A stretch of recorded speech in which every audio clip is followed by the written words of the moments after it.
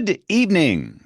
Good evening, good evening, and good evening to you, ladies and gentlemen. WeatherBrains episode 1029, 1029 for the 6th of October, 2025. Indeed, got a full harvest moon that is rising as we speak. But anyway, well, listen, welcome, welcome, welcome. This is the pre-show from the Alabama Weather Network. I'm in Studio B. This is the magical part of the program where we typically do three things. We share boring personal stories, humorous anecdotes, and from time to time, we say some really, really, really outrageous things. All right, so let's just get this out of the way up front. Tonight's guest is a politician, and we don't do politics here. We don't do right wing. We don't do left wing. We don't do any of that. Everything we talk about tonight, it is a bipartisan approach, but the politician happens to be a meteorologist, which is an interesting career path, which I will never take. I have zero interest in politics. I vote, and that's it. And I have received credible threats from both left-wingers and right-wingers. So I guess I'm doing it right. I don't know, but we are going to discuss things involving the federal government. And listen, Neil Jacobs, one of our own, he has been confirmed. I do believe he is the administrator of NOAA. Neil Jacobs, one of the WeatherBrains, running NOAA right now, and that's a political position. In fact, everything's political. Goodness, my socks are political here. I mean, come on. I mean, it's like you just can't win. We live in a very toxic environment right now where these extremists and their loud voices, they're very loud. And I choose to believe that most people are not these extremists that are just unhinged, that are ready to fight. They want to hurt you if you don't vote for their candidate, if you don't think like them. My position, I'm interested in what everybody has to say. I really am. I might disagree with you, but I still want to be your friend. I don't know what has happened here, but it's we live in strange times. So let me just tell you up front that this show tonight is not about politics. It is about weather and the future of weather, specifically with the federal government, and that most of the jobs involving meteorology in this country, they're federal jobs with NOAA. And again, we'll get Neil back. You know, we got to get him settled in and everything else. But just understand that this is not a show about politics tonight. We don't do politics on this show. And I will guarantee you, before it's over, we'll be threatened by extremists from both the right and the left, and that's okay. I'm just used to that. But I just if you think that this might get you stirred up for some reason, and it should not. We're not going to talk about politics here, but just let me warn you that we do have a elected official in the federal government that is on the show tonight. But it's going to be a good conversation.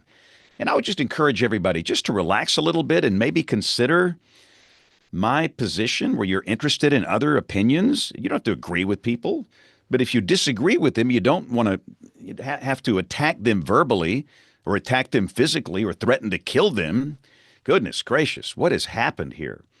I remember as a kid growing up, I remember around the dinner table, all these relatives were fussing and fighting about politics. And after 5 minutes, they're fine. They don't think anything of it. It's just but having said that, that's the situation tonight. So I'm very excited that John Gordon might have his mic audio problem fixed this evening. John is, for those that don't know, John is longtime federal employee. He's retired now. I'm talking about you, John. I'm talking about you. You are one of my role models. Right. And John has the way he approaches the job. When he ran those Weather Service offices, last office was in Louisville. His people skill, his training skill, his knowledge of the science, his ability to communicate, his ability to do the job with a servant's heart is second to none. But more than anything else, John, I'm excited that your audio is fixed tonight. Hello, James. That was very nice of you. And hello, Congressman. Yes, I had Kentucky aliens, and they finally have left the building. Zoom and Chrome would not talk. And I'm really sorry, James, that this went on for so long. I'm so glad it's over. So, are you using like Zoom within a browser? Is that what you've been doing, or because I use an app? Uh, Yeah, I actually downloaded it and took Chrome as the default, and you can hear me fine, correct? yeah, tap on your mic just to be sure. Just Yeah, it's set not to tap, but I really believe this works. You can hear me, correct? yeah, I hear no issues at all. But now when you tap the mic, I did not hear it tapping. So I Well, don't that's know if because that's the good or Blue bad. Yeti is supposed to be that way. That's the way it's set up now. Oh, okay. It's a fancy upper end microphone. I got you. Yes, I don't have Uh, as nice as they do in Washington, D.C., Congressman, but we have fixed the aliens here. I love to hear it. Where so did you get your Congressman, we meteorology have. degree? I went to NIU. James, what was your question? Well, I was going to ask if that's your real hair because that is good looking hair right there. I mean, It's you turned know, gray since I talked to you last time. I will tell you that.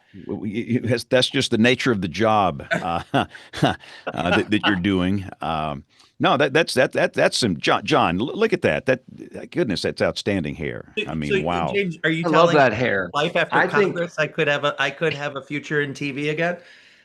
I think you could yes, get back in it. I think you could get back in it. There's no doubt. You you've could Like just got, Fred step right Lord. onto that green wall and keep going. Wow. remember what Billy Crystal says, you have to look marvelous, and you look marvelous. So I love that Oh. hair. Yeah. Wow.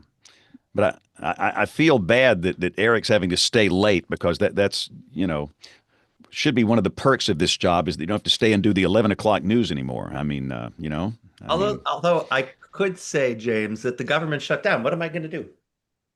that's true. That's true. That's true. I guess nothing better to do than to hang out with the WeatherBrains crew You here. know it. Uh, so And we running got an Rick. office in the weather service with shutdowns is about Oh, as much fun as sitting on giant cactus in Arizona. oh, Oh, and that's a great show title. painful. Sitting on a giant cactus in Arizona. We can't use that as a show title because we're not recording until the top of the hour. Now we're live on YouTube, but the rule is when somebody says something obnoxious, it becomes a show title. Has to be during the recorded produced segment, which starts at the top of the hour. So, but sitting on a giant cactus in Arizona would be a good one, John. And you have been down this path. You have run a weather service office during a shutdown before. I know that. Yeah, we've had sequestration. I really almost need a flow chart like John Madden, Congressman, and try to remember how many there've been. Then there's the sequestrations and just endless. It's just joyful to deal with this when you're in the field level. Rick Smith is afraid to come on camera. He'll tell you how much fun this is. Here I am. I'm not afraid, but I don't want to Fear, talk about it. fear not. Speak what's on your mind. um, yeah, and I've had a lot of younger people, these college students say, whoa, this has never happened before. I said, oh, yes, it has. You're just young. You haven't lived until you've gone through one of these things and you work within the government. And I don't, but I have many friends that have for over the years. So it is what it is. But the U.S. government is closed. So I'm trying. I know that Bill Murray. I want to say he's in Phoenix and he cannot get on the show tonight. I think everybody else is here. I see Kim. I assume Troy and James A. James A. is here. I see James. I think we'll get Troy. Jen. I know Jen's coming, so we should have a full house except for Bill. So is Neil officially confirmed? Kim, you're our commissioner. You're our confirmation expert here. I know, isn't it the funniest thing? The news has been, oh, he's confirmed, but it's not technically done. So two steps remain. He has on Friday they achieved what's called cloture. So Okay, they well, hey also Kim, let's do this during the recorded show. Hang on, let's save this for the show because we're ready to okay. start. We'll start with that as an update because we're at the top of the hour. We can start the show now. Welcome to those watching on the television side. It's Monday night. We have no weather issues, and let's get this thing going. We'll record track one, And let's record track 2. And here we go in 5, 4, 3, 2, 1. You're listening to WeatherBrains. They're kind of a big deal. Weather Brains, episode number 1029. This is for the 6th of October, 2025. Got a full harvest moon appearing in the sky tonight for those with a clear sky. Getting into the fall season here, and we got a fun show coming up tonight. But before we do anything else, I'm going to bring in Kim. And Kim, we were just in the pre-show, we started to talk about Neil Jacobs, and I've heard that he was confirmed, but you say he's not quite there yet. So give us a full blow-by-blow description of where Dr. Jacobs is now in this confirmation process as the NOAA administrator. Yeah, welcome to the fun ways of the U.S. Senate. So if you've heard the news that he's been confirmed, he did get through the first major hurdle, which is probably the biggest one these days. And that's getting through what's called the cloture vote. That it just means that the Senate agreed to say, okay, here's the slate of nominees that we're going to vote on. That's been set. And so the official vote for that takes place tomorrow. So if that goes through, which is expected to, I believe, then he will be confirmed subject to getting sworn in. And this is where things are fun because the folks who typically do that are, not working. Not open for business. Not open for business. So we're going to see. We might have a situation where he's been Senate confirmed and not actually able to work until that can get ironed out. So good times. You just can't make this stuff up. You cannot make this stuff up. I just cannot wait until he gets on the show and we're going to debrief him over this whole thing and get his account. I mean, wow. Well, Kim, otherwise, how are you? How's life in Norman? Oh, we're doing great, especially because the cold front arrives tonight, and Rick and James A can speak to this, more heartily, I think, in more detail. But I understand that it should be this evening that the cold front comes through here, and if Rick or Oklahoma James can give me an exact estimate of that, I think I'll stand outside and just wait for it. Just to hug it as the front goes by because I'm so ready. So ready. Fropa. Who loves a good fropa? We all do. So Rick Smith, and again, I got to debrief you. So the buzz, everybody on social media, it's about the North Dakota EF5. So Rick, what can you tell us? What are your thoughts here? Well, how deep do we want to get into it right now? I'm assuming we'll be talking about it, but yeah, it was announced later today. Just give us the basic runs, hits, and errors for those that did not hear the news. Yeah, today the National Weather Service office in Grand Forks, North Dakota, released after much discussion, weeks and weeks and weeks of discussion, released the rating for the Enderlin, North Dakota tornado from June 20th as an EF5. This is the first EF5 in the United States since May 20th, 2013. It's correctly called the Newcastle, Oklahoma City Moore tornado. It's not just Moore, so sorry. Nitpicky thing, but so it's the first one since then.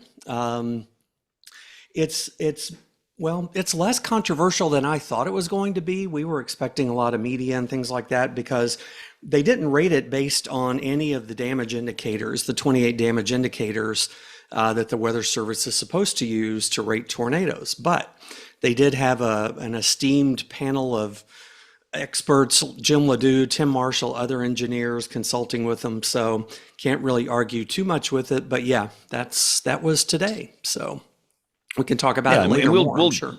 Yeah, we'll deconstruct that here a little later in the show, but that was certainly some big news today. Let's go up I-44 to James Adelot in Tulsa Town. When is Fropa in Tulsa Town, James A? I would assume somewhere around 1 to 2 o'clock. Norman's probably looking closer at 2 o'clock too, but I'm going to get more excited about the next one, I'm sure. 75 tomorrow. Yeah, it's great. We've had better. I'm underwhelmed. It's only going to last a couple of days too. Right. So. And that's the problem. I mean, we're going to be back in the mid to upper 80s by the weekend. OU Texas game looks miserable. So the big question is, Troy Kimmel, is the front going to reach your neck of the woods in Austin? Sorry. Yeah. Sorry, Troy, you got that game front coming probably, down there? I was going to say, it probably looks miserable for the Longhorns, bless their heart. We'll see how that all goes. Yeah, just down here, our next faux pas, I think, is in 2028. So it's a few years down the road, but up to 94, 95 in Austin today, both at the first order climate stations. Both of them today into the mid 90s. Little change the next week. Yeah.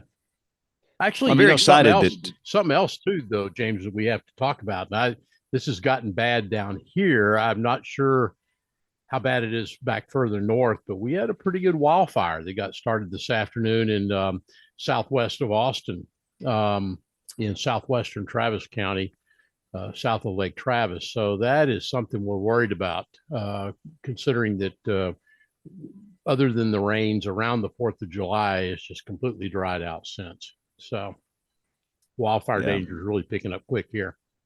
Nothing good about a wildfire. Nothing good whatsoever.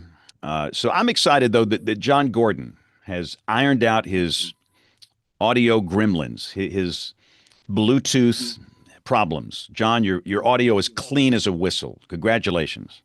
Thank you. And thanks to Brian Newdorf, who helped me, and Kevin, who helped me, and it's working. And the weather here, we have rain.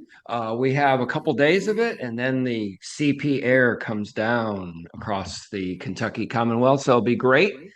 And I'm so glad the congressman is here. I'm so glad Neil Jacobs is going to get confirmed. Hallelujah, Jesus. Yep. We're getting there.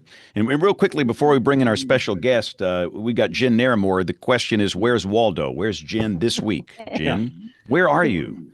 First of all, can you hear me okay? Yes, ma'am. Loud and clear. I stepped away from the microphone, so I got a different little relaxed setup.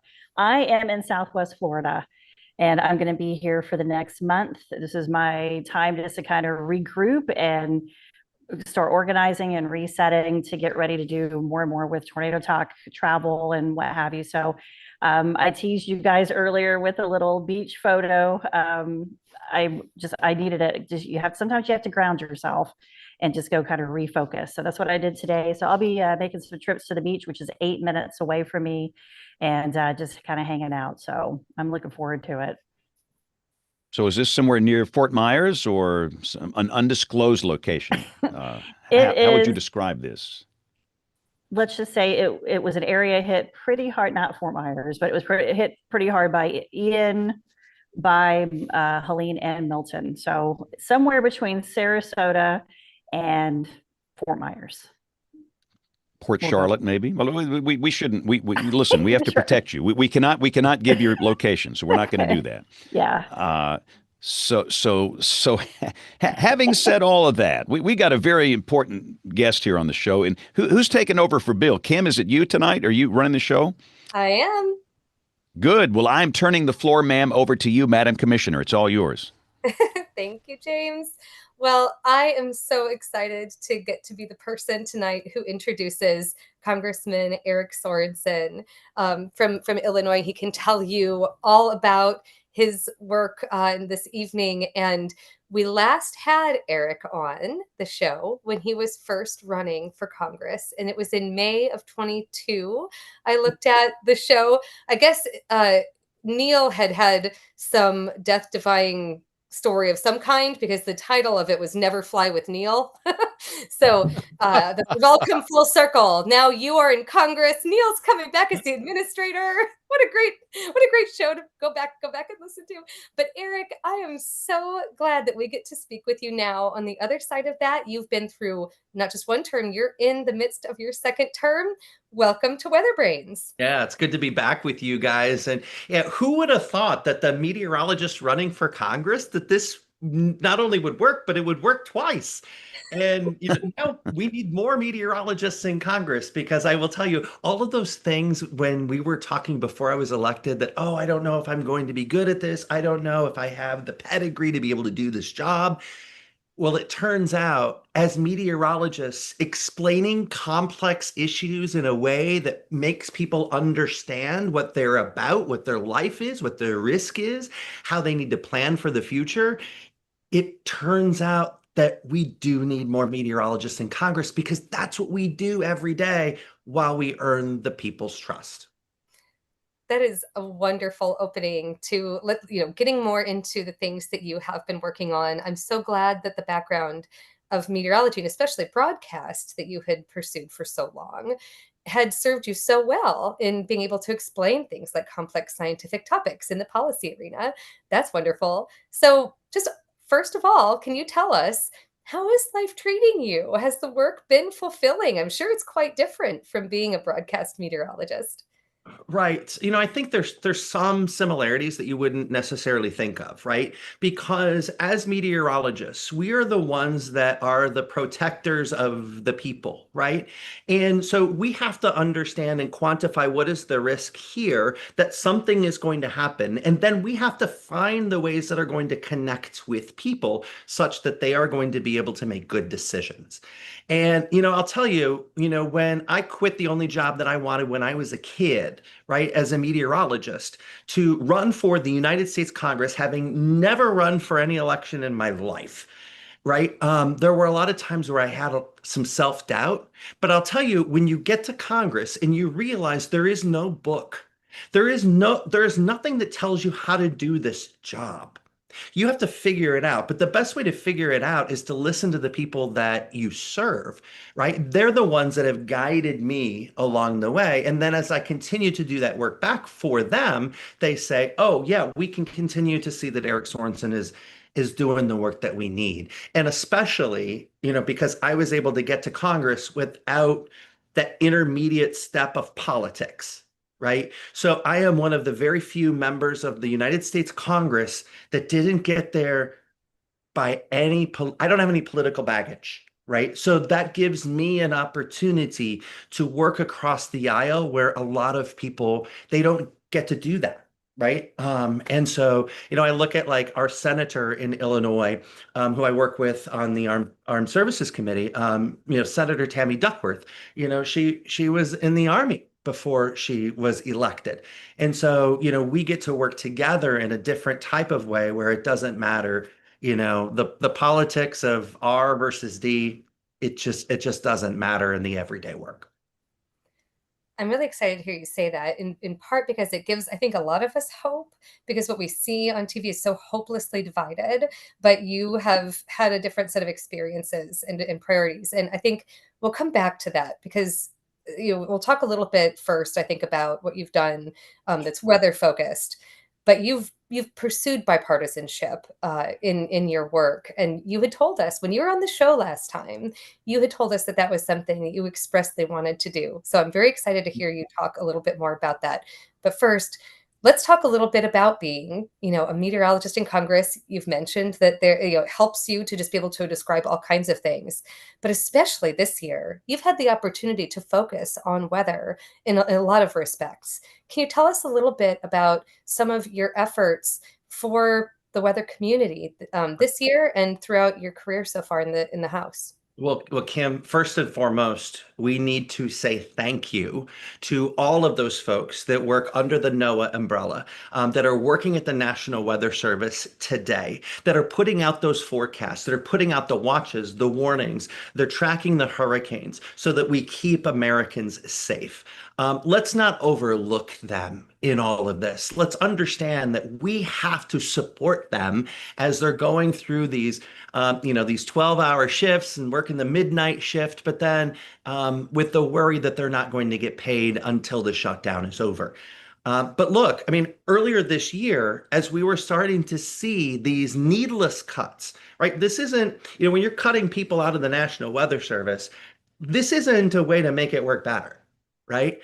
And so what I was able to do very quickly was figure out what are the things that we need to do using the mechanisms in Congress to be able to prop up and support National Weather Service employees. And I'm so lucky that I was able to find a friend in Republican Representative Mike Flood of Nebraska. Also, being the only meteorologist in Congress, being able to work with Mike Flood, come on. That's outstanding. Yeah, so we were able to work with the Weather Workforce Improvement Act, into this Congress to make sure that we are supporting National Weather Service employees to be able to make sure that they are considered essential, much like the TSA is essential. Then I was able to work to figure out, are we doing what we need to do, especially in rural communities, to get information out with respect to severe weather. And so I'm lucky. The only time that I ever lived outside of the district I serve, I lived in Lufkin and Tyler, Texas. The congressman for Northeast Texas, Nathaniel Moran, was able to work across the aisle with him. So we have the Rural Weather Monitoring Systems Act, and so we're working there. And then going forward, perhaps I don't know how long the people are going to allow me to be their meteorologist in Congress. But the one thing that I want to be able to do is to be able to prevent weather disasters with something that would be very similar to the NTSB. When a plane crashes, we have to go back and understand what went wrong. Well, when we have a weather disaster in this country, we should have an NWSB, a National Weather Safety Board, that goes back and looks through, especially like the social science of why did that flood on the Guadalupe River kill so many people? They didn't understand the risk. So now, as we go back, what are the policy changes? What are the communication changes? What are the changes that we would need in the Weather Service to make sure that that doesn't happen again? And I'm really looking forward to that piece of legislation. I've got to tell you, there are folks who watch our show, some who listen. For those who aren't able to see our panel, our weather service folks, especially John Gordon, they have been just very, very excited about everything that you've been saying, and especially those props to the weather service folks. John, it looked like you'd wanted to chime in at one point. Don't know if there's anything you want to come in with. It's so nice to hear this, Congressman. I wonder how many members really know who the Weather Service are. We're only 4,000. How many? I mean, do you get climate change snarky remarks? Do you get bipartisanship from the majority or just a few? I mean, where really is the Weather Service on the Hill? What's the straight scoop? Right. So, I think a lot of people don't realize, for instance, a lot of the reauthorization for the funding for the National Weather Service and NOAA, it comes out of the Science, Space, and Technology Committee, what we call SST. All right. And I served in SST. That is one of the most bipartisan committees in the entire Congress. And it's the reason that you don't hear about it, right? It doesn't ever make news. It's not like the Oversight Committee, right, that gets really contentious where you have people that are arguing all the time. The SST committee, actually, we get a lot done. In fact, in the last Congress, I was able to do a lot of things. For instance, we look up above the troposphere, right? Where we have the International Space Station, and we're going to have to figure out using Discovery how to dismantle that before it deorbits itself. And so as we move towards, the Artemis missions back to the moon, we're going to need to figure out how do we appropriate the funds to NASA to be able to do this, but how do we do it safely? And then also making sure that we're reinvesting in satellite technology and radar technology to make things safer for people at home. I mean, so the SST committee is really, really a bipartisan committee. And that's, I think, one of the reasons why it never makes the news. For good reason. You mentioned the committee itself being fairly bipartisan and working really well. Another aspect, another angle to the question is whether inherently bipartisan itself. So I think you have had success working with folks across the aisle who may be on the committee with you, but may also be just from places that have experienced profound weather impacts and that care, and that Right. that is everybody, right? So tell us a little bit about that part of it too. Is weather Right. innately just bipartisan? And I think we need to elect people that are not afraid to work across the aisle when you can. So, like, I don't put a litmus test out there that you have to, believe or support this, and this in order for me to work with you, right? So, one of my good friends in Congress is Congressman Frank Lucas from Oklahoma.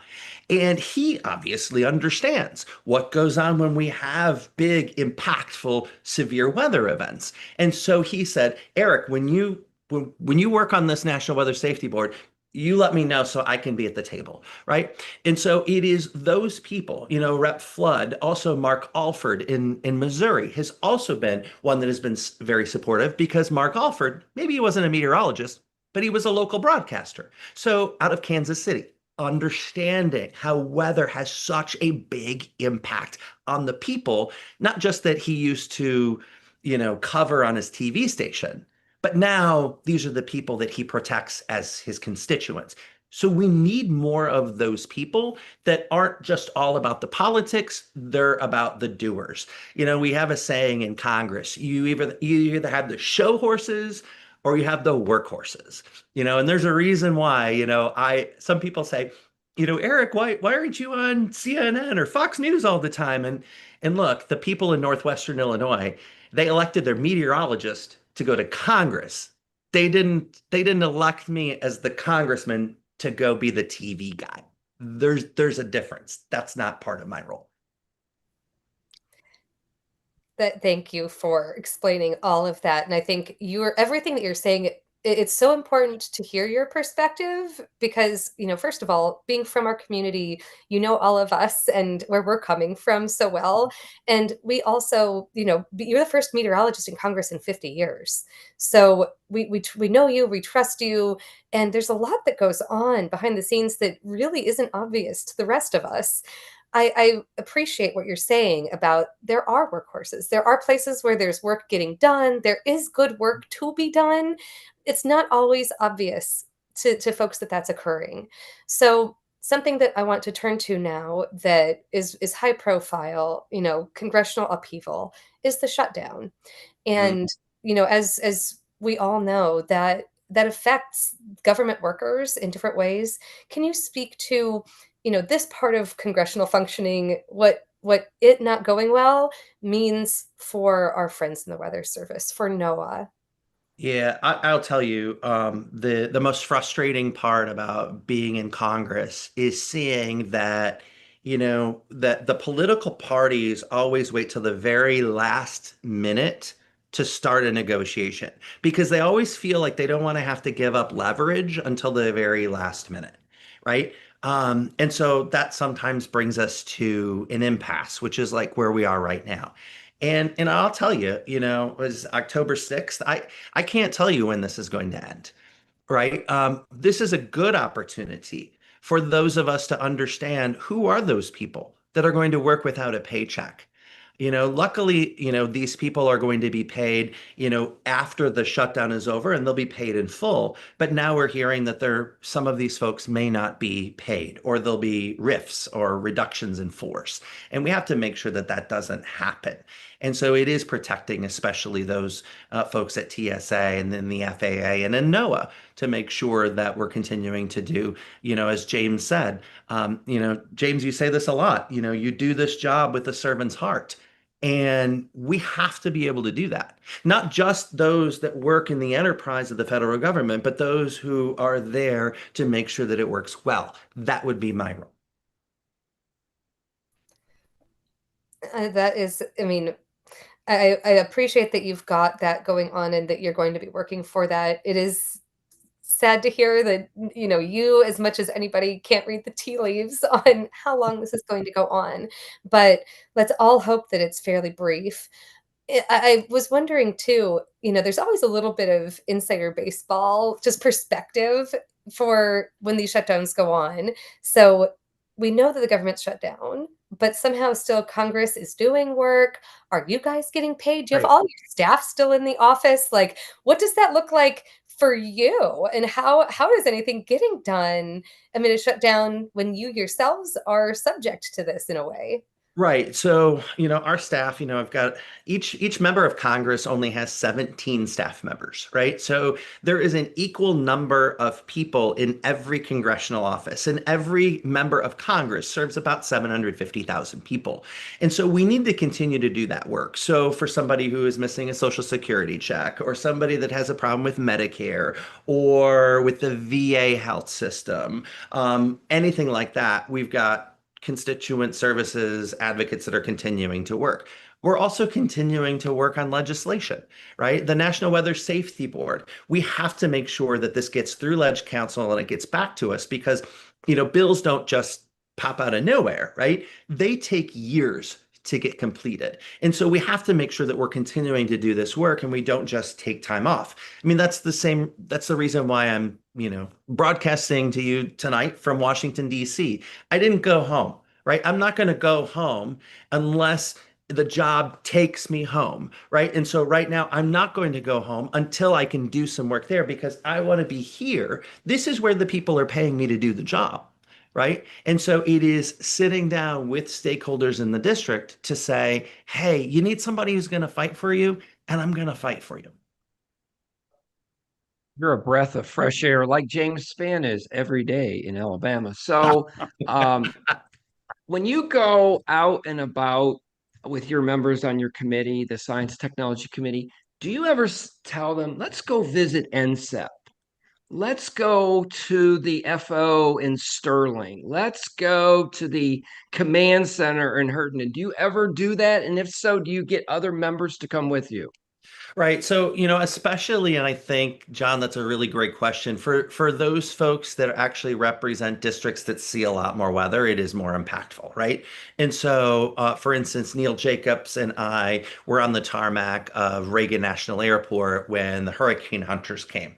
And to be able to see the hurricane hunters, but then to be able to walk into that aircraft and to see, and I think a lot of people at home may not realize, up at the very top of that aircraft inside, there's a bar that you hold on to, so that you can brace yourself if there is ever any severe turbulence. And I noted that there's a big dent up there. And I said, where did that dent come from? And they said, oh, from one of the boxes here, Hurricane Hugo, 1989. We just didn't fix the dent up there because we wanted to remind ourselves that that's what happens if you don't do everything that you need to do.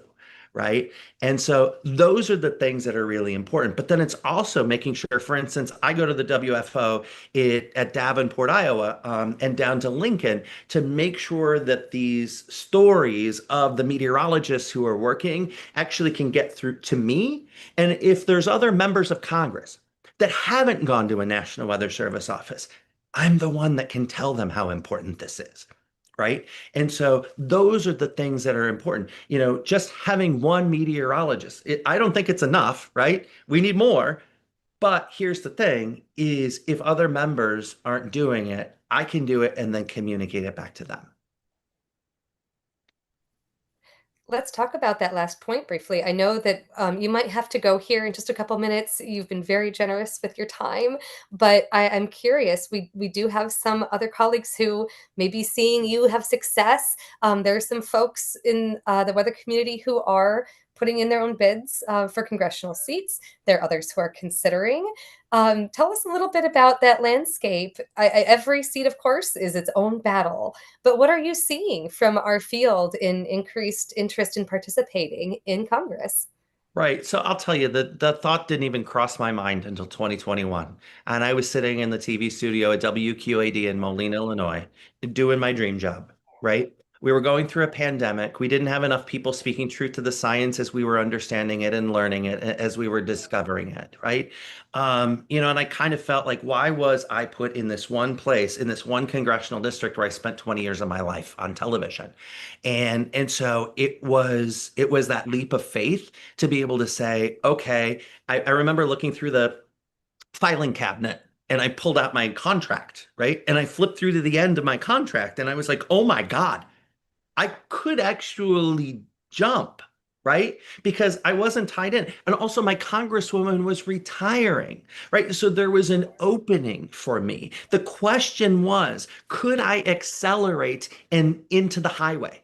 right? I didn't have a motor. I didn't have an engine. I didn't have anybody that said, oh, I believe in the weatherman to run for Congress, right? It wasn't until I started putting the parts in front of me and then asking people, would you buy stock if I can put these parts together? What would it mean if we got a meteorologist in Congress? Somebody who understands the plight of farmers right now. You can't tell a farmer that climate change is a hoax because they know you're lying to them. But then also, if they're conservative, then that means that their political party may have not understood the plight of what they were going through, right? So we do need more science-focused legislators who are willing to work in the middle of the aisle, right? To be able to bring people together. And that's, I think, the greatest thing that I enjoy in Congress. It's being able to bring unlikely people together to do these really important things. Whether that is on the Agriculture Committee, whether that was on Space Science and Technology, or now I work on the Armed Services Committee to make sure that we're doing right by the people we serve. And these are stories that don't get clicks, guys. CNN just wants to, interview people that are going to say the outlandish things that are going to get these massive clicks online. And I'm just like, a lot of times we lose sight of the fact that there's so many people, or maybe we should be a little bit more optimistic that there are enough people in Congress that are there to do the right thing. Eric, I'll echo what everybody else has said. This is so refreshing and hopeful to hear you talking and to see what you don't see on the news, the calmer side of things and the very well reasoned information that you're sharing. We do appreciate it. In Oklahoma, we are fortunate to have it's required almost to have very weather savvy senators and congressmen. So we have lots of visits from them and their staffers. And I appreciate you promoting that with other, reminding some of your other representatives to do the same thing, because I think that makes a big impression both ways. I think they can learn a lot from just visiting the Weather Service. Some don't have a great understanding of what we do. And the people that work in the office get a lot out of that too, to see the other side of things. So I appreciate you doing that. And just as the only really active Weather Service NOAA person on here at the moment, I just want to say thank you. Thank you for supporting us. Thank you for looking out for us. Thank you for working with your other representatives to do everything you've done. We do appreciate it. It's been a rough year. We'll get through it. This is what we do, but I just want to say thank you very much. Yep. I appreciate that, Rick. And, thanks right back to you. One of the things that I really, when I was going and jumping into this, I thought to myself, I really hate politics. I really hate arguing with one another. It just makes me uncomfortable. But the thing is, you don't really have to do that. You can choose to do that, right? Or you can choose to do the things that you need to, right? For instance, for those of you who are listening and not watching, I'm wearing my official, congressional pin. And every time I put this on, I think to myself of how important that is, because there's only been 10,000 people in the history of our country that have ever had my job, right? So I need to make sure that I do that job with the highest level of ethics. And that means that politics stays in one lane, official work stays in the other lane. And as long as we're in a shutdown, I'm doing official work. I'm not doing any politics work. This isn't the time for that. It's not the time to be raising money or to argue with people. It's moving. What are the things that we can do to move forward? And if we can't move forward for whatever that is going to mean for days or weeks, right? How are we going to get this running again? And for those who are worried about where our politics is going, just understand that you have people that understand what public service is, right? And those of us that understand what public service is believe that the greater good for the people is much, much greater than a political argument that is going to be won or lost.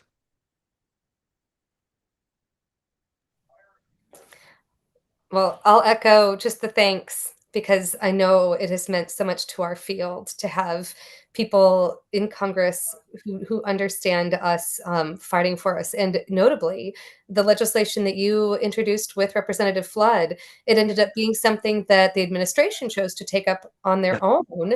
And they made, they gave, that's, we sort of got the public safety exemption for the Weather Service.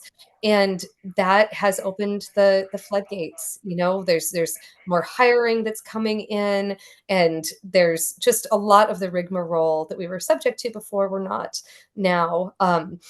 I say just on behalf of the field, but Weather Service isn't having to deal with some things that it was dealing with before.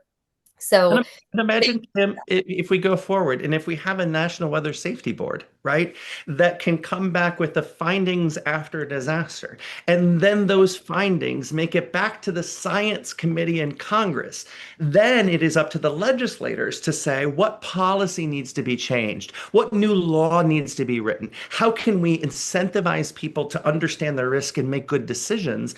This is going to help everyone in the country, whether you are in a hurricane-prone area or a flash flood area or a tornado area or wildfire, right? It doesn't matter. These are the decisions that we're going to be able to make that are going to help out our kids and our grandkids, not necessarily us.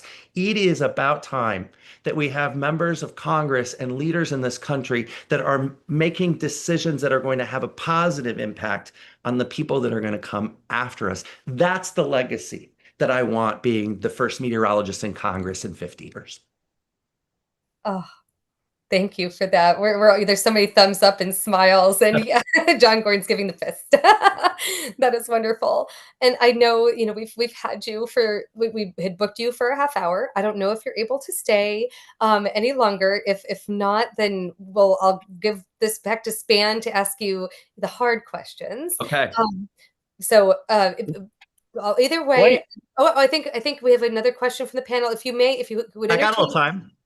Okay, great. Yeah, Representative, when we remake Mr. Smith Goes to Washington, you need to be James Stewart. Bravo. Wow, that's a compliment. Also, With that hair.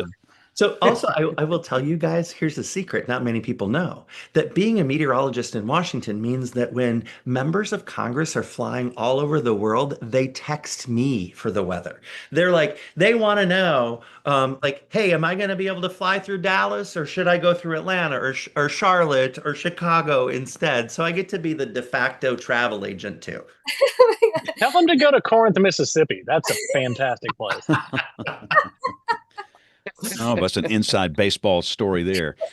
So Congressman, real quick, I know you've got to leave here in 6 minutes. Do you miss television weather at all in any way, shape, or form?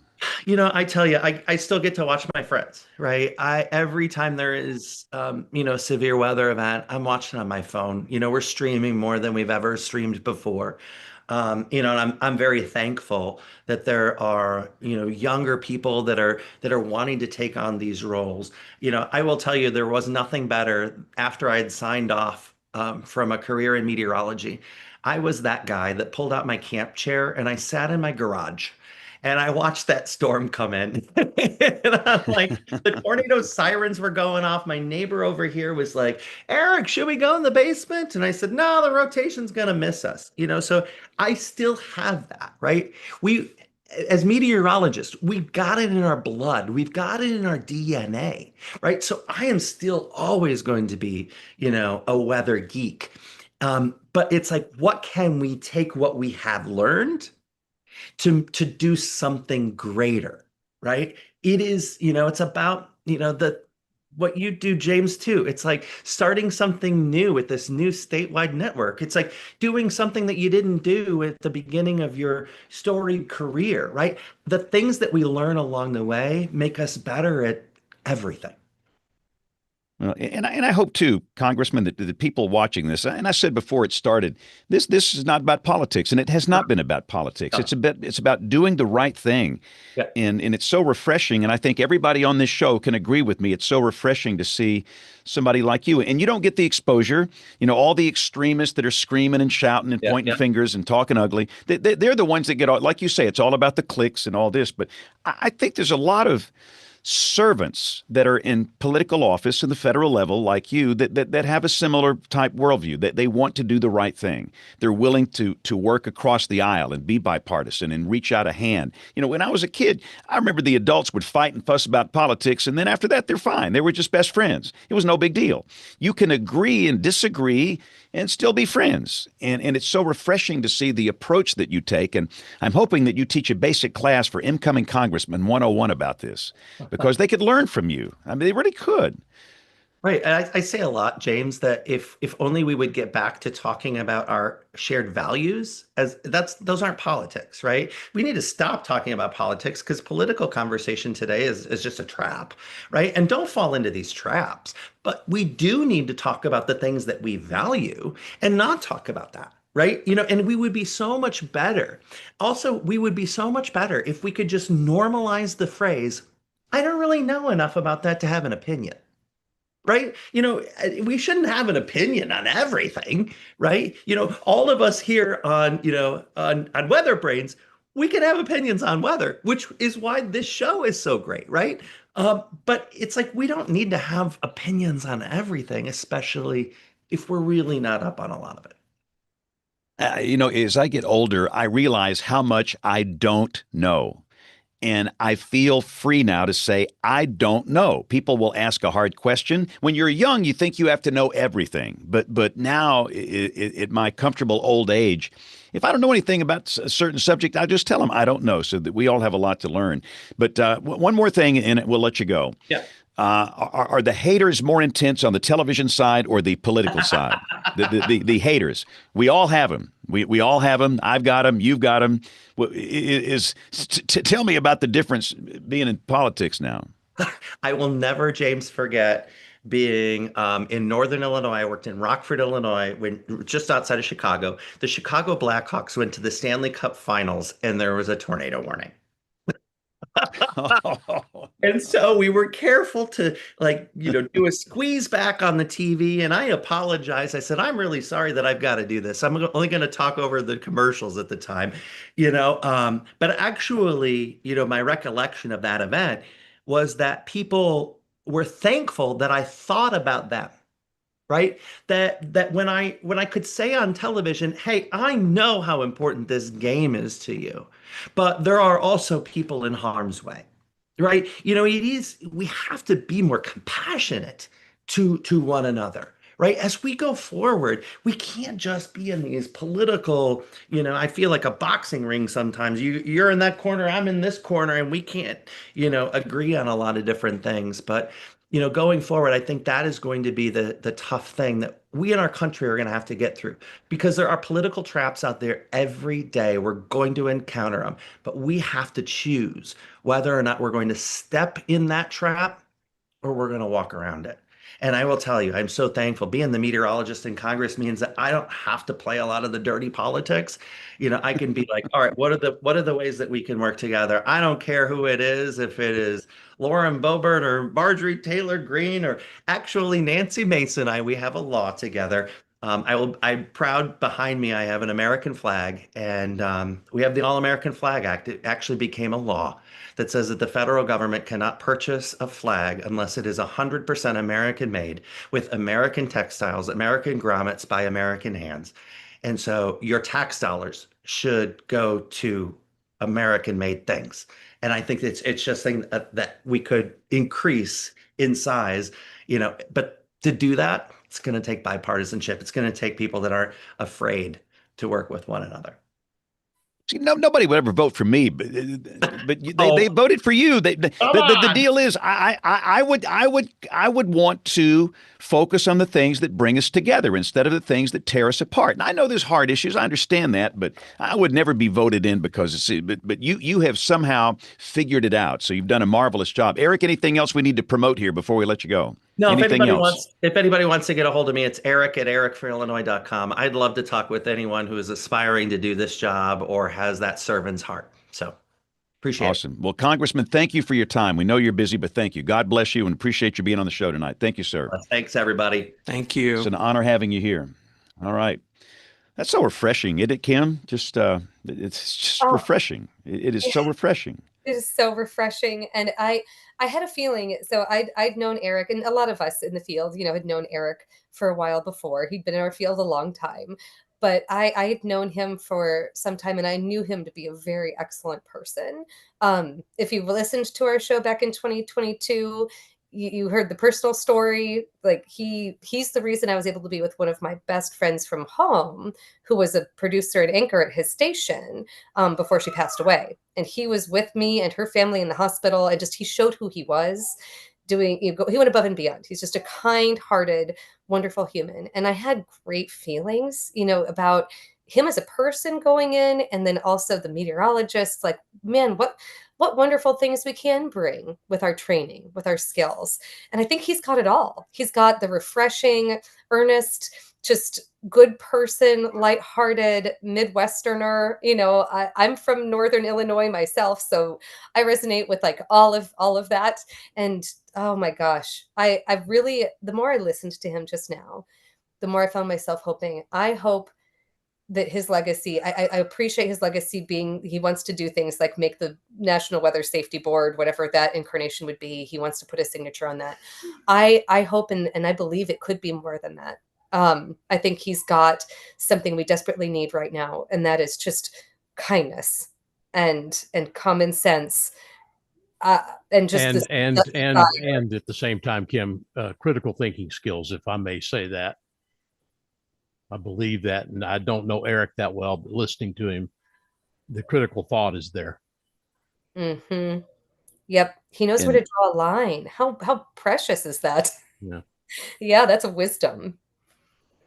And I think he would also be the type of person that would say, "I'm wrong." Listen, for me, that was it's so hard when you're young. But as I get older, I think that's a really good quality, is to say, I was wrong on this issue. I was wrong, and let's get in there and fix it. And I've listened to those I disagreed with, and I've learned to believe them and what they're saying. And that's the thing. I think he likes to listen to people, whether they agree or disagree with him. It's just that's the attitude I try and have. I like to listen to everybody's opinions. So that was a very, very good guest here. All right, so let's pivot. We've got some time to go back to Rick, and I want everybody on the show here to let's chime in on this F5 thing. And Rick, I will agree with you. I thought there'd be all kind of ruckus on social media. I thought the world would explode, but it seemed pretty calm. And I've been busy today, but I've not seen any fistfights break out here or brawls. No, it's been really interesting. I could only stand so much of it, but I tracked a little bit of when it first came out on Twitter, and the reactions were just interesting. People saying, this is like Christmas morning, or it's about time, or what a great day. I don't know why it's a great day if we have an EF5. There's things about that I'll never understand about why people are so obsessed with that. Anyway, but some of the people who I thought might have been a little bit more concerned about it seem to not have a problem with it. I mean, we can talk more about it, but the way that they rated it is different than how we usually rate tornadoes, but it's not unprecedented. But Rick, at the same time, how does this affect a survey 3 months down the road? That's what I kind of wonder about. I mean, how does it affect? Are we going to get off the beaten path and then create more confusion until we have another chance to look at that? Do you think that's going to happen? That's the only thing I kind of worried about. Yeah, no, that's a great question. And that's one of the concerns we raised. I mean, they kind of brought us and a few other Weather Service offices into the discussion kind of late in the process a few weeks ago. Places like Birmingham and Paducah and Jackson, where the Rolling Fork and Mayfield and Tuscaloosa and all these other tornadoes that people still to this day say, well, that should have been an EF5. And that was one of the concerns we raised, is how is this going to change the process going forward? And we don't know. The other question is, how's it going to go? Are we going to go back and re-look at other tornadoes that blew over train cars or whatever? Those were two of the big uncertainties and questions. So far, I've seen people talking more about looking forward than really going back and reanalyzing, but I think that's definitely a concern, James. But we are in the process now Troy, of I'm sorry. looking at the EF scale right now, aren't we, Rick? There is something being done now. My question is, would anything as part of this review be part of that change, maybe with the next cycling, if you will, of the EF scale? A lot of the people who are involved with that EF scale update that's been in the process for years Right. were actually consulted on this. Tim Marshall, Jim Ledoux, other people from the ASCE, and I can't remember what that stands for, American Society of Civil Engineers, I think. Correct. Lots of very, very smart people.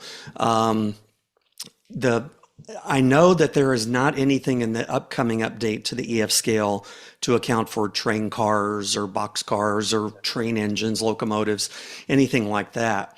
It is interesting to go and look. It's always interesting to go and look at the EF scale or the rating scales of other countries. And there is a provision for trains in the Japanese EF scale, which is interesting, but it won't get you anywhere near the 200 and whatever mile an hour winds.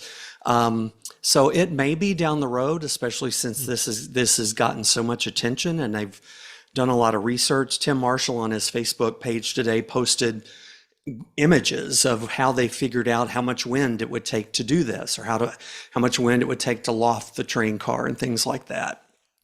I think it's going to have to be considered, but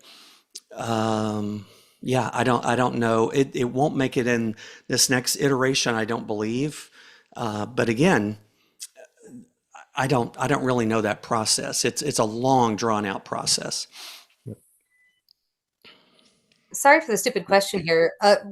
Was there a particular reason this particular tornado got that level of examination and attention? Had there been other cases that were marginal but sort of dismissed because, oh, well, there weren't official DIs to look at, so that it was sort of set aside and everyone sort of accepted, okay, we're in a world where EF5s are just really hard to earn, and that's just the new standard now. Or you know, what was it about this one that got that? That's a good question, and I don't know exactly. I mean, the train derailment and the cars that were tossed and the kind of the forensics that went into that to see where this started and where it ended up raised, a lot of attention. This office was just very aggressive in pursuing that and really going down the path to try to get this rated based on that.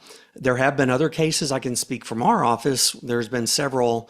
The most noteworthy and memorable was and you have to always say the year with El Reno, the 2013 El Reno tornado, the one that was ultimately, well, it was rated EF3, then it was rated EF5, and then it had to go back to EF3 based on, the EF5 was based on radar, mobile radar data. So that's kind of one of those where there was just no none of the DIs in the EF scale, none of the 28 damage indicators would capture or describe that damage. The other one was May 24, 2011, the 2011 El Reno tornado. We did rate that one an EF5, and there were no damage indicators really that said that should be an EF5. But there was a 1.9 million pound oil rig that was lifted out of the ground and moved. And plus we had mobile radar data very close to that location, scanning very near the surface. And I know there's limitation debate about that, but that had, winds well over 200 miles an hour. So that was kind of there was a combination, and I see people on social media talking about a contextual EF5, and that's kind of what that was in 2011. We felt very confident doing that because we had the radar data in the exact same spot as that oil rig damage and some of the tree debarking and some of the other things similar to what the Grand Forks office mentioned in their write-up today. But yeah, I don't know exactly why this one got the treatment that it has, but I have to admire the the attention to detail and the office trying to get it right. I mean, they didn't just haphazardly do this. They got people to experts to consult with, and there was a lot of debate. There was a lot of back and forth. There was a lot of people that were not super excited about it being done like this. And but yeah, science, I think, for the most part, I think science won out in the end, and with what they decided to do. I'd like to hear John Gordon's thoughts on this. John, you've done many a storms. How many storm surveys do you think you've done in your life? Oh, probably 300. So I don't what do know, you think 300 or about this whole 400. thing, John? What's your Yeah, opinion? so okay, Rick made a lot of good points and good question, Jen. So let's go through this. Okay. When Theodore Fujita came up with the Fujita scale in 73, what did it say in the five? Does anyone remember? Troy, do you remember what it said in there? No, but I should. I mean, It says Yeah. debark trees yeah, and railroad cars are thrown. really. Okay. So railroad cars have been around since the master spoke. Remember what the congressman just said? When you don't know something, you don't know. Whenever Ted Fujita said something, I listened. Yep. So, secondly, I'm glad they took time to get it right. How many of you remember a very famous hurricane that was rated a Cat 4 that 20 some years later came back as a 5? Anyone remember that name? Begins with the letter A. Andrew? Yes.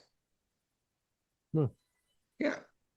So they do reanalysis. One of my favorite science stories for all you weather weenies out there is the world's temperature record my whole life was in Libya. It was 136 degrees forever. That remember that? Raise your hand. Remember that? So the AMS got together. They went over to Libya. They found out that they did everything wrong in sighting and measurement, and years later they threw it out. So I think it's really good that they did it. I commend the Grand Forks office. They are to be congratulated and not given grief. And my last comment, James, is the number. It's like the congressman again. I'm going to reference him a lot, because if you don't know what you're talking about, be silent. All these people still believe that Mayfield is a 5. Tim Marshall spent days in Mayfield. He's the best, in my opinion. I don't know what Smith thinks. If he's not the best, he's the second best surveyor on the earth. And he understands engineering a lot better than I do. So, and if he says Mayfield is a high 4, then I say it's a high 4. Yep.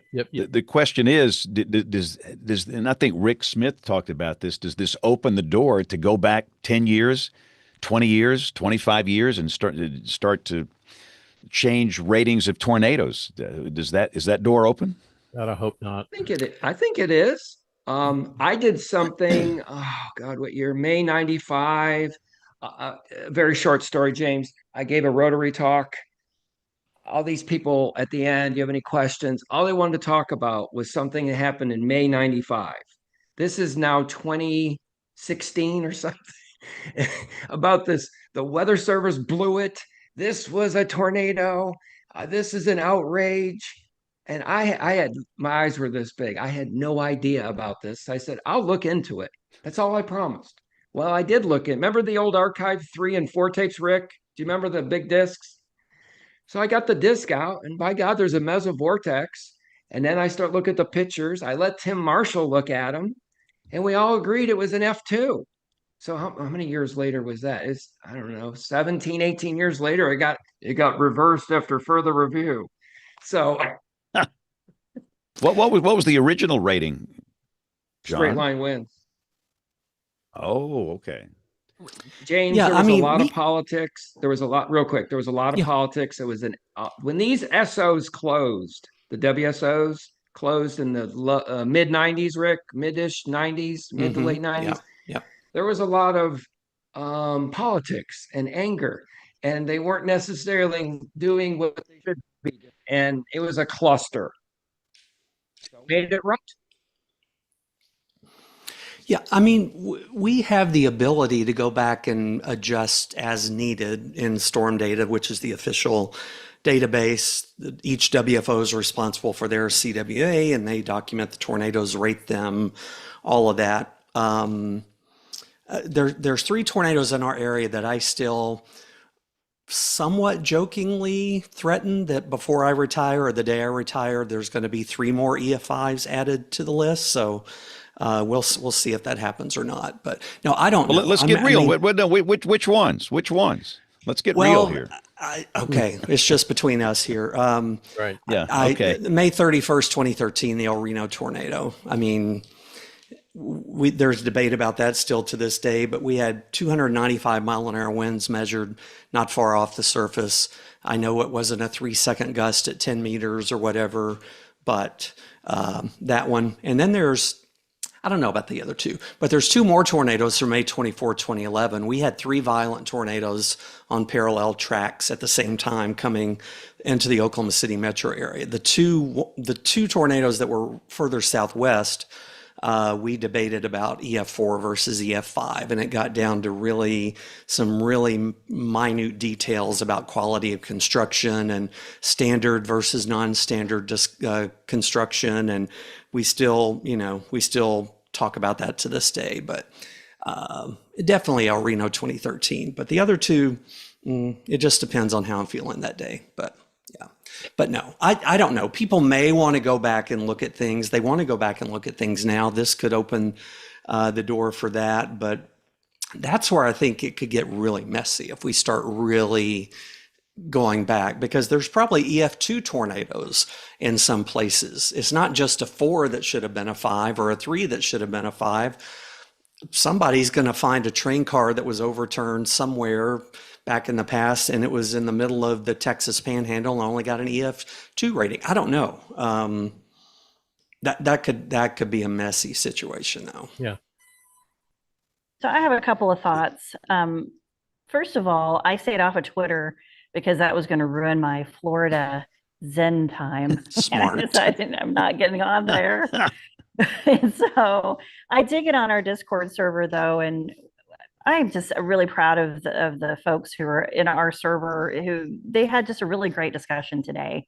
It went on forever, and I could not get into all of the weeds of it. But I mean, one of the big things that they came away with is this whole aspect of, do we go back? Rolling Fork was mentioned, Bassfield was mentioned. We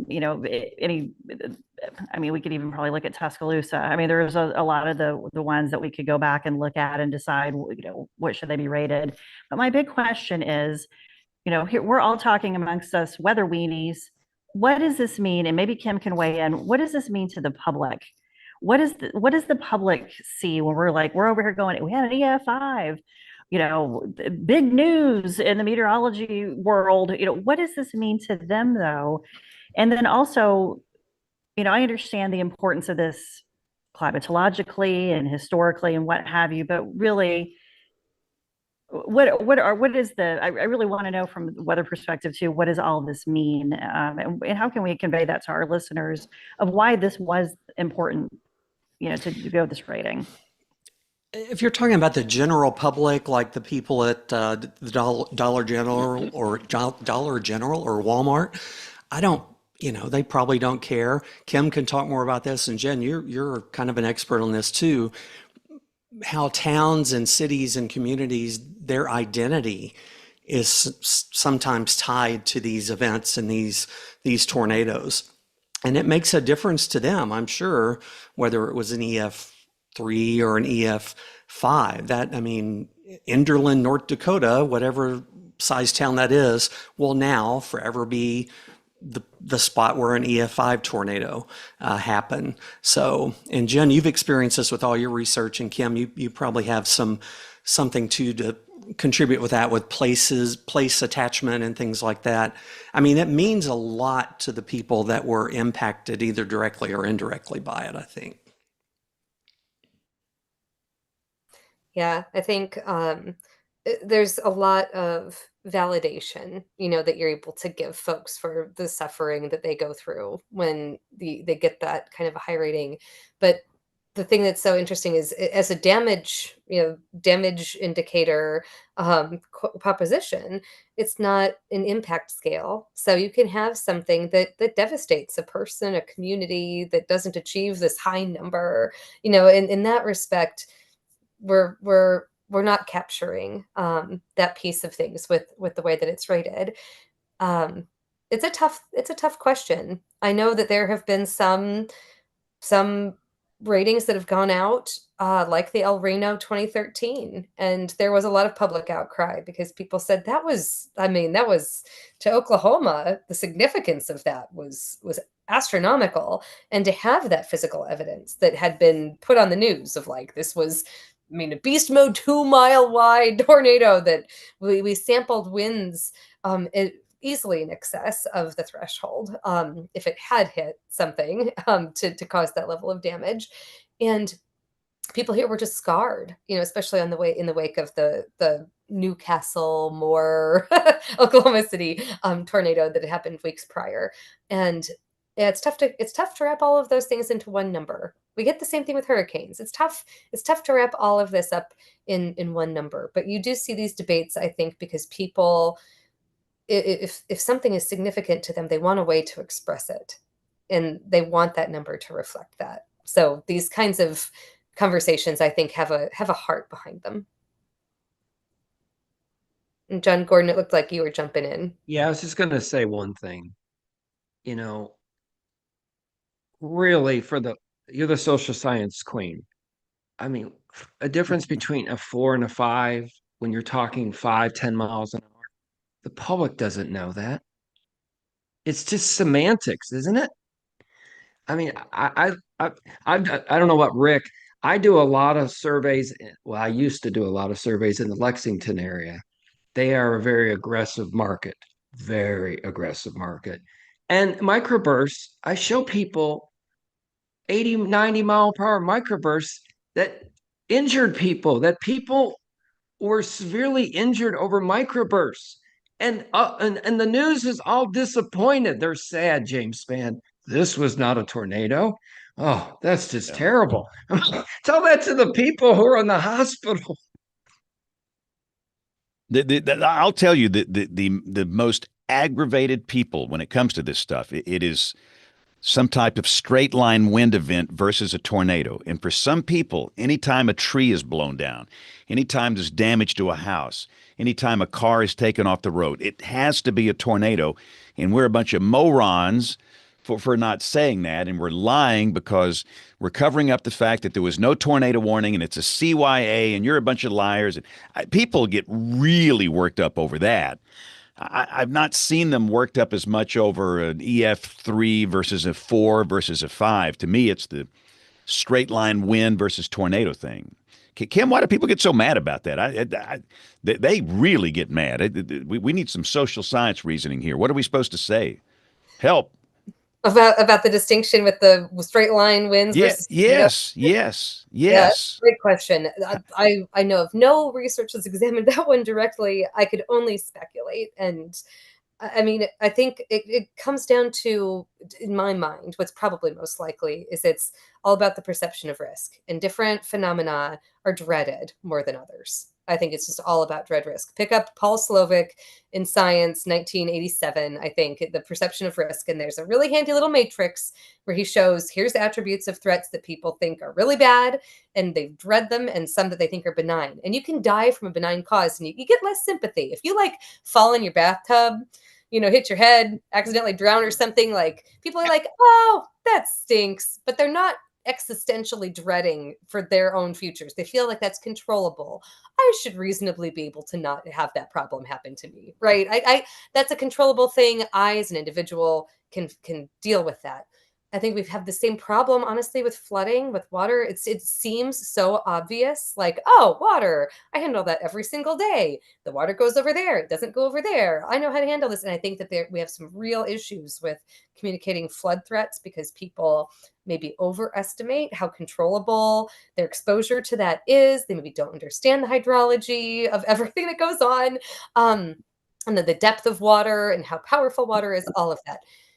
But tornadoes, they put themselves, they're in a whole other category. They're more like how people dread exposure to like chemicals and like nuclear material. And like, I think there's an uncontrollable factor there. No one wants to die that way. And, there's a lot under that, people, when they go through something that's like a severe, profound wind, they probably were really terrified. They're like, that's not wind. That was something else, and that was that scary thing that like I felt, like that should be that scary thing. There's a lot that could be going on there. And I saw James Adelot, who has studied a good bit of some of these similar things, nodding his head along to that. What are your thoughts as we're speculating wildly here, James? I mean, you just look at the metaphors for things that kill people, and there are so many more for tornadoes, which goes back to this dread wrist thing. We've got finger of God, tail of the devil. Nobody says that about straight line winds. And I think if you put yourself in the reality of somebody affected by straight line wind or a tornado, even if it's not an EF5, which is the top of the tornado scale, for these people that started that day, they knew they did not expect their entire day to be upended. This is an EF5 to them because their entire reality has just been upended by a severe weather event, whether it was wind or a tornado. So yeah, I totally get that. And it's completely normal. And I think that dread thing is 100% right. Yeah. And yeah, Rick says there's no downburst movie, right? I'm wearing my Twister shirt tonight, but they're not spending $200 million to make a movie about microburst or downburst or they will on Terminal Doppler. QLCS. Yeah, that wet microbursts. Those are that right there. That's serious. Yeah, Just, but hey, it's interesting when you go ahead, John. Go. Just real quick, my pick of the week a few weeks ago, Ronald Reagan landed 8 minutes before 136 miles per hour. If that had happened, everyone in America would have known microburst. Yeah, for sure. Y'all are talking about what people think about the ratings, and John's probably run into this. I mean, I can't tell you how many times I've walked up on somebody's property doing a survey, and the people that were in the house or in the mobile home have kind of already have their idea what the rating is. I'll get questions like, what are you thinking, a 3 maybe on this? And that's not uncommon at all. But it's also extremely common to get this had to be a tornado. Look how that stop sign is twisted. There's debris over there, but there's also debris going the other way, or all these things, or I've lived here 100 years or 50 years and that's never happened. Or my grandma, all the things. And my tactic, and probably I think the smartest thing to do, is just nod and say, yep, it was a bad storm. We're here to just kind of take a look at it. I'm going to let them say whatever they want to say it was, and they won't be looking at storm data when it comes out 60 days after that anyway. So no, you can't argue with people. You're not going to convince anybody that believes they were in a tornado that they were not. So it's silly to try. Yeah. So James and Rick, I've had this experience dozens and dozens of times. I've actually been on the 6 o'clock news in a bad way, where I tried to explain straight line winds, and they interview a guy that's got some missing teeth, and he says, I don't care what. And I used to wear this yellow shirt, this yellow jacket, weather service storm. Somebody bought it before me. Anyway. And so this is, I don't care what that guy that looks like Big Bird says. That was a tornado. I don't care what he says. The guy that looks like Big Bird is a great show title possibility, by the way. Yeah. So I just want to say this, Rick, you're right. I would say it's a bad storm, but I will tell you the best thing that I had in my career was that drone, which apparently has gone back because it's not made in America. But anyway, I used to show people, look at this. You see the winds going this way and the drone on the screen, and their eyes would go, oh, maybe you're right. The drone took away a lot of arguing. Or a helicopter, James's helicopter, whatever it is. What are these drones you speak of? Well, never mind.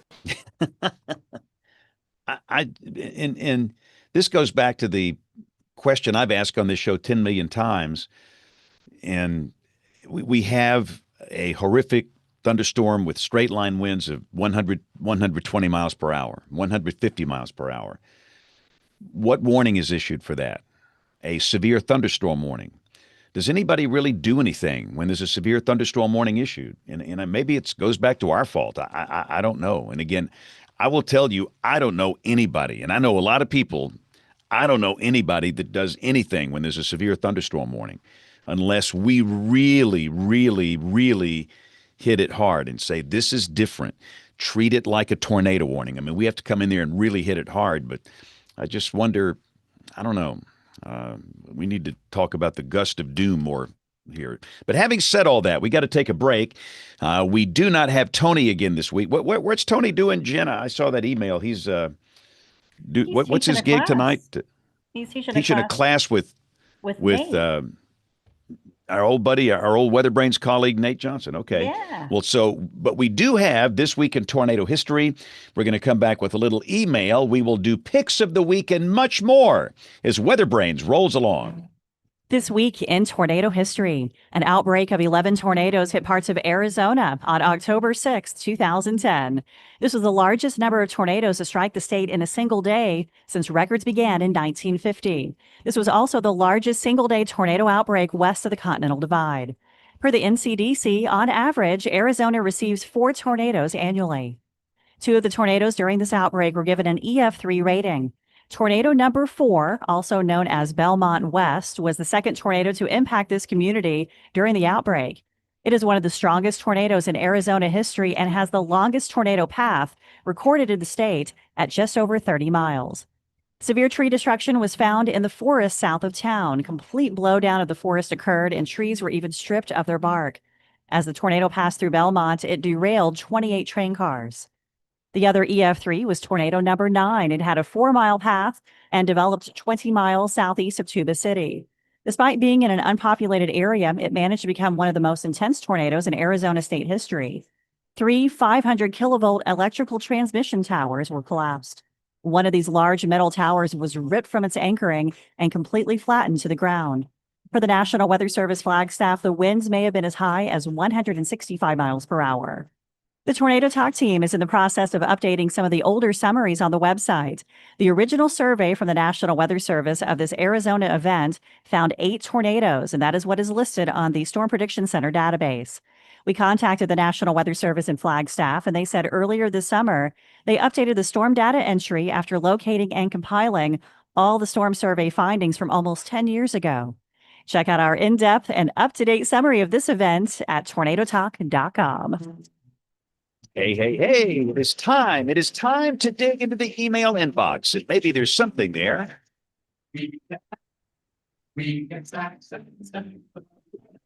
All righty.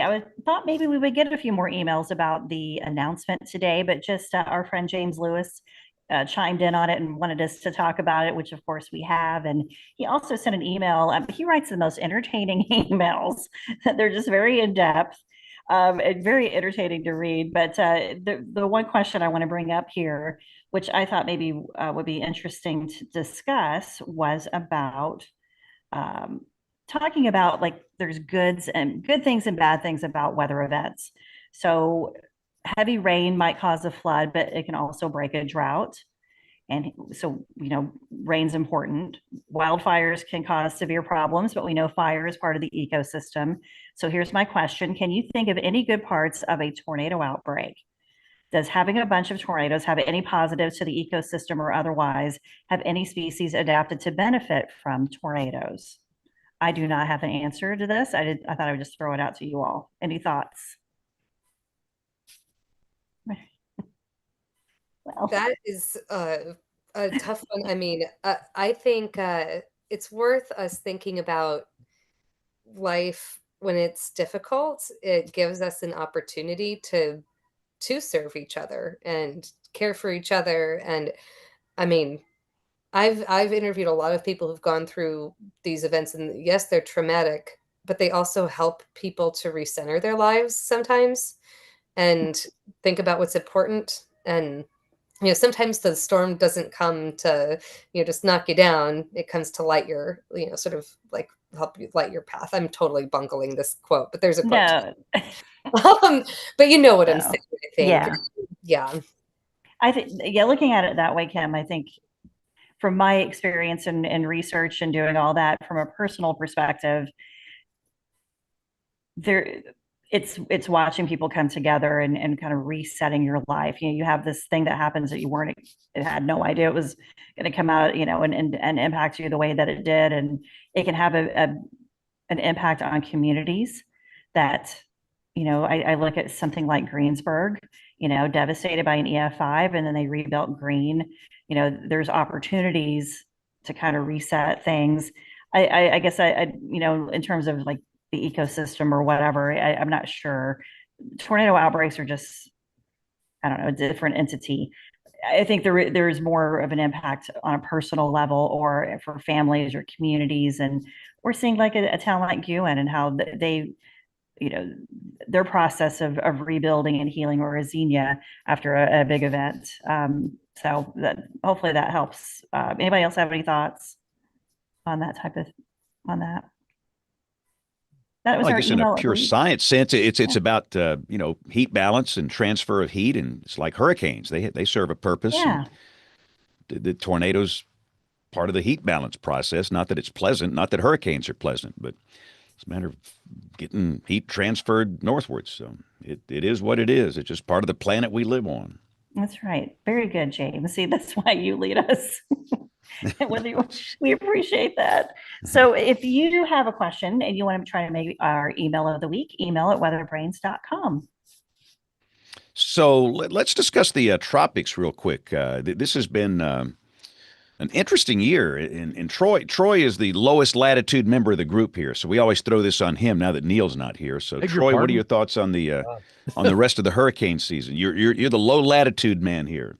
I don't know. It- Yeah, it's been kind of interesting to see the last couple of days. I've read enough and kind of seen it from people who are a lot smarter with this than I am, that they do anticipate maybe parts of the Caribbean, perhaps the Gulf, to get a little more involved here in the next couple of weeks. There's some stuff showing up in some of the guidance, long-term guidance that they're kind of, but in the shorter term, maybe something along the eastern seaboard. I don't know.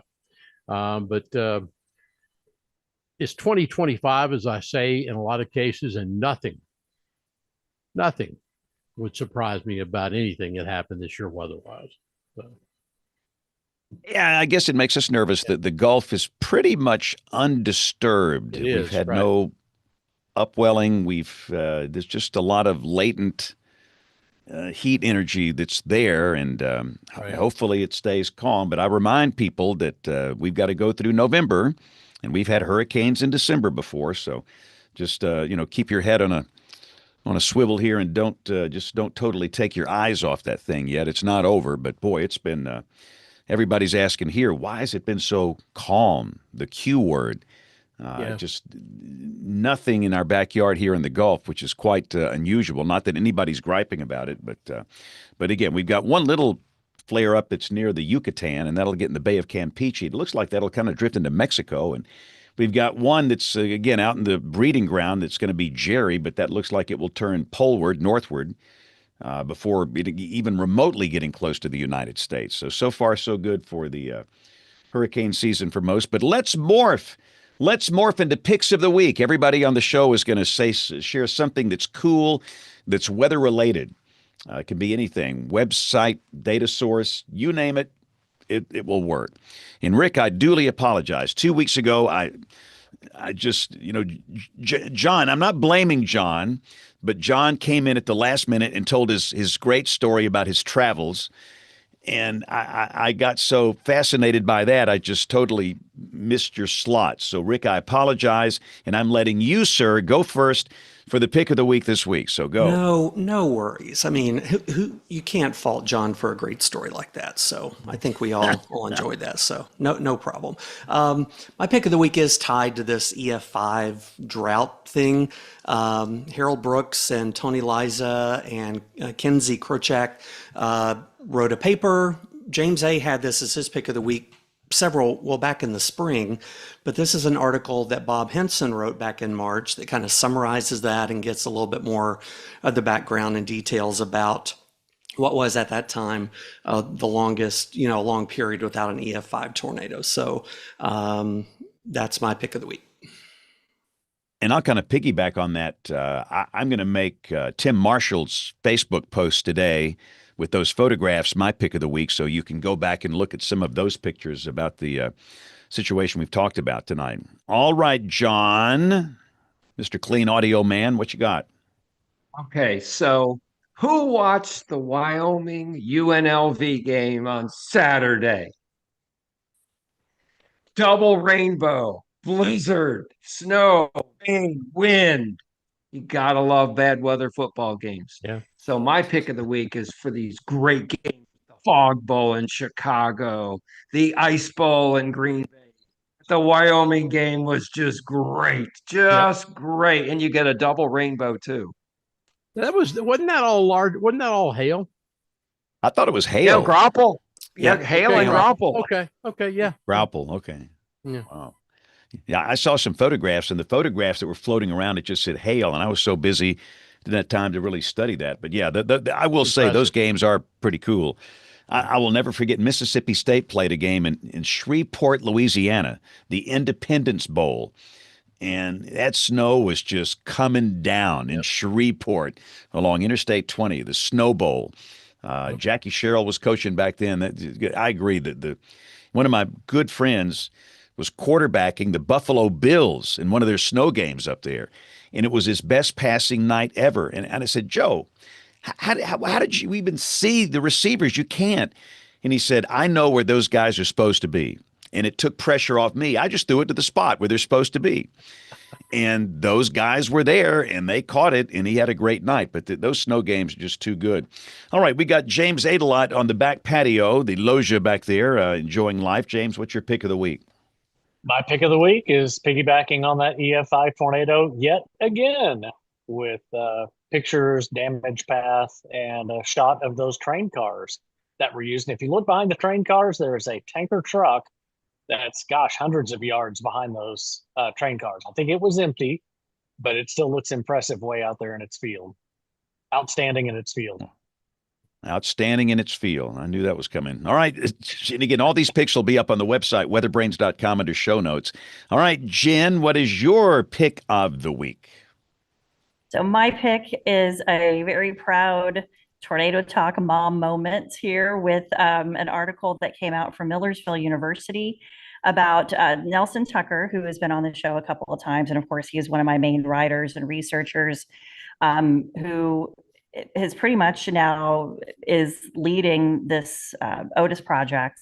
And so this article entitled Helpful Tornado Technology Created by MU Meteorology Student, it takes you through Nelson's life, growing up, his weather bug, the struggles that he's had being on the spectrum, and how he's overcome that. He does talk about Tornado Talk and working with us and the importance with that, and then transitioning over to the Otis project.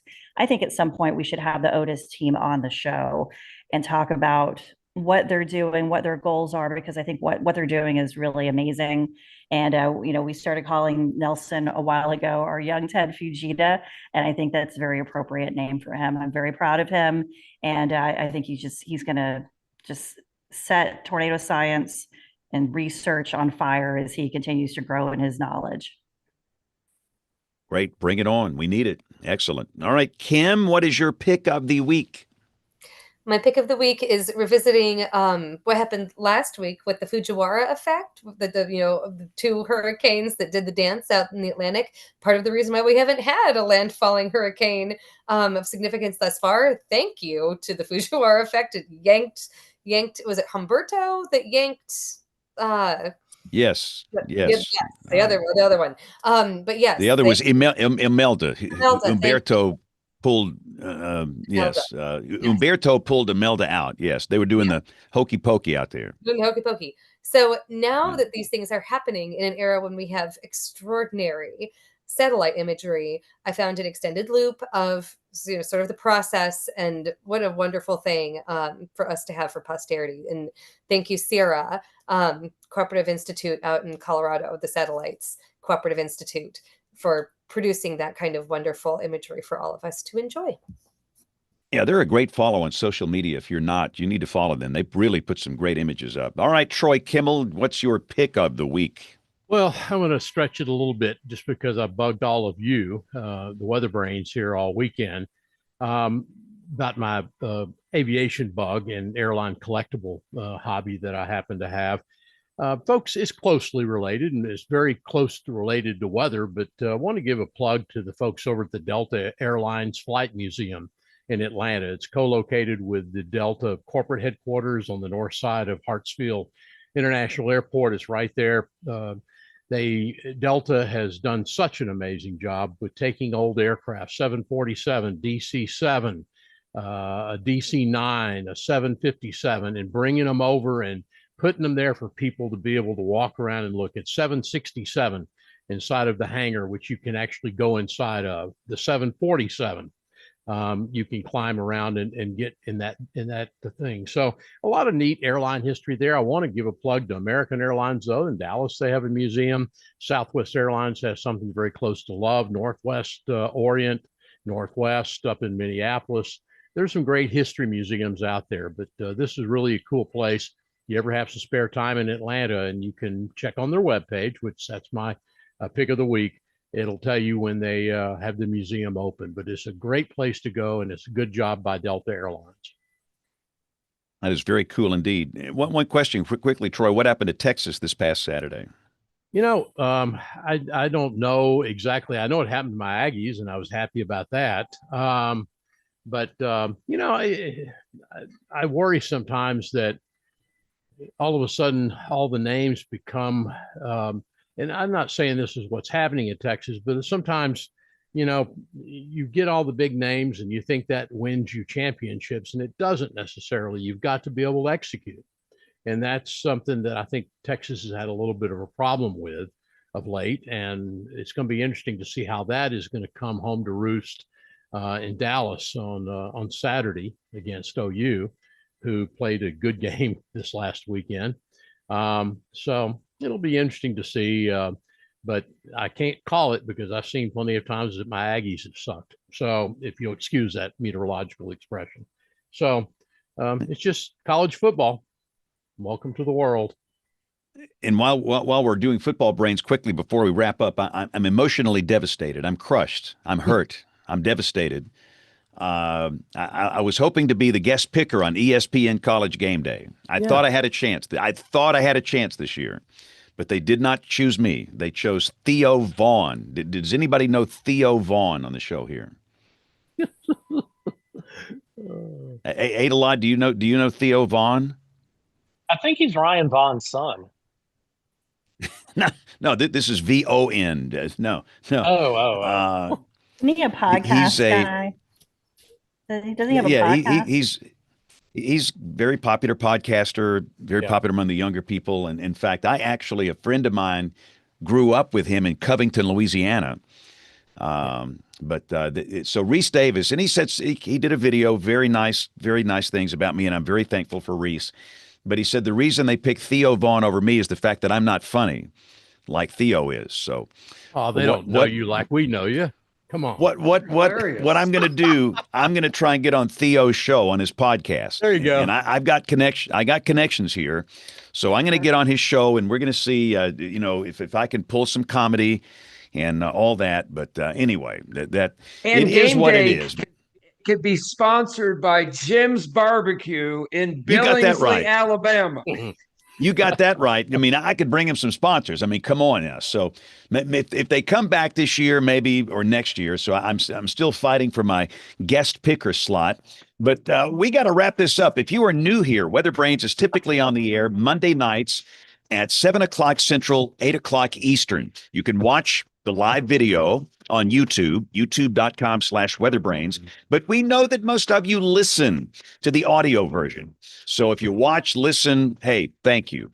And if you want to get in touch with us, ask a question, comment, guest suggestion, Let's hear from you. The address is email@weatherbrains.com. Bill Murray would typically be here telling you what's going to come in future weeks. Bill is out this week. He'll be back next week. But again, thank you for watching. Thank you for listening. On behalf of the entire WeatherBrains crew, I'm James Spann. Thank you. Have a great week and God bless. Thanks, everybody. It was Thanks, good. y'all. Thank you. Thanks. Great.